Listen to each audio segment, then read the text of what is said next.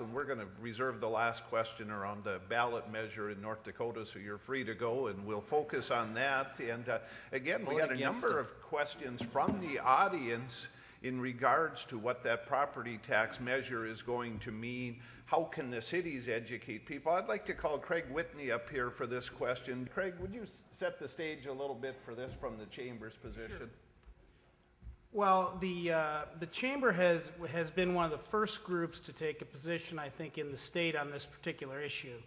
And I think the challenge that everybody in this room needs to realize is this is a really dangerous, reckless piece of public policy that's being proposed by the group that solicited these ballot signatures. It will be on the June ballot. What it will do is remove it from the state constitution, the ability for the state to collect property taxes. The group that's proposing it is offering no solutions, and our people are realizing that's been mentioned, I think, briefly earlier, there's roughly 3,000 political subdivisions in the state that take in over $800 and some million in property taxes.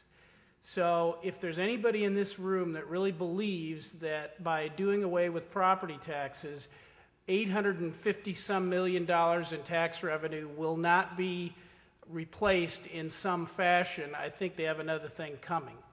Plus, as Mayor Wallaker mentioned, our viewpoint on this issue is that this is very much about local control. And taking the control away from the local cities and the subdivisions that I mentioned is dangerous. It is putting it all out to the state legislature. By the way, the state legislature that meets for 80 days every other year, and virtually every decision that one of these subdivisions would need to make would have to come from Bismarck.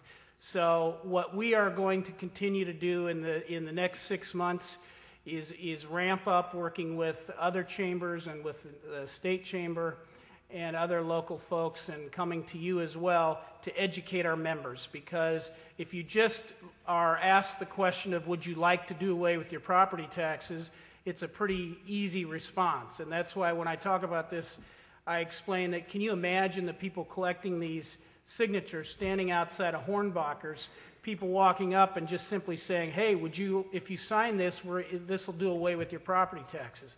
There has to be a lot more thought into it. It really would have an effect on the business community and the cities. So with that, I think, Mark, we could hear from the mayors. Absolutely. Thank you, Craig, for coming forward. I am a state chamber member, and we have taken that position well, that it's a reckless and ill-prepared ballot measure. So I think as businesses ask the public sector to deal with us, we need to recognize when we can help out and step into the political arena in support of the great job they're doing, the efficiencies that they're bringing forward every day. So Mayor Mattern and Mayor Wallaker, any comments? One comment now that since Voxland has left, it would put us in the same straits that the state of Minnesota's in. So if they go into a default, or the oil boom in the West goes away and so forth, besides the ability for local taxes to stay locally, that's the big thing. And a majority of that money goes into law enforcement and fire protection. We have not cut anybody from law enforcement or for fire prevention. In fact, we're adding to them significantly. That's the whole problem. And where does this money come from?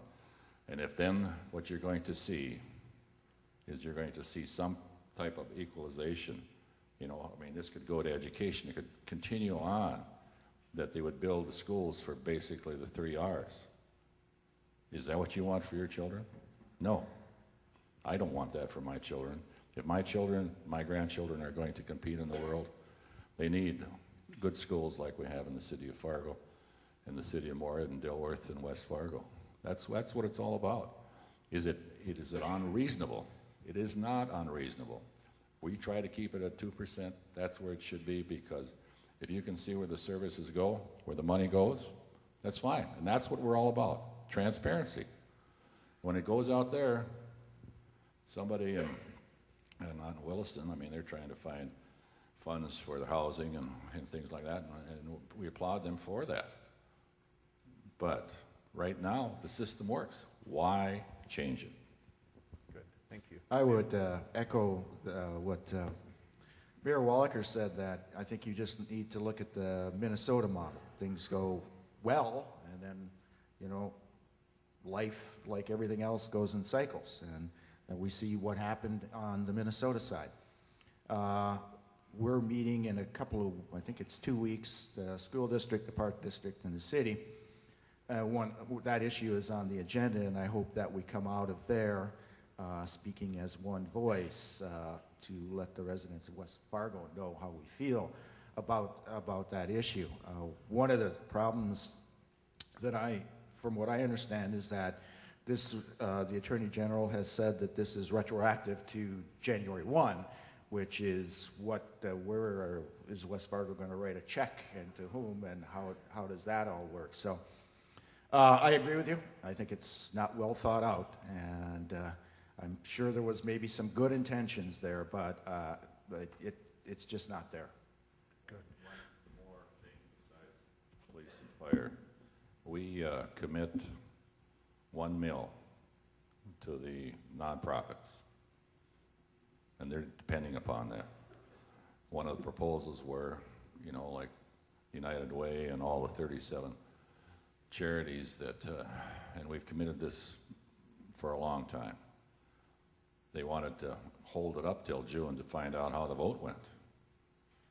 And I said, no. I said, there are other ways. What we need to do is we need to give them at least half of the funding that we have decided upon.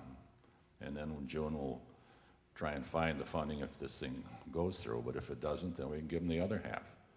But I mean, it's not just fire and police, which is very important to all of you, but it's also the nonprofits. And in this community, I think they're very important. Not do we provide 100% of funding for these agencies, we don't. But there's 10, 15, 20% that comes from your tax dollars that goes there. And I don't know about the rest of you, but I get hit up every day for funding for these processes, and you take this away. I mean, I serve on the board for the Red River Zoo and the Plains Art Museum. Both of those are getting by, but they're struggling, and so forth. And if we cut this funding and so forth, it's just, I don't want to think about it. I don't want to go where Moorhead is today. Well, mayors, thank you. And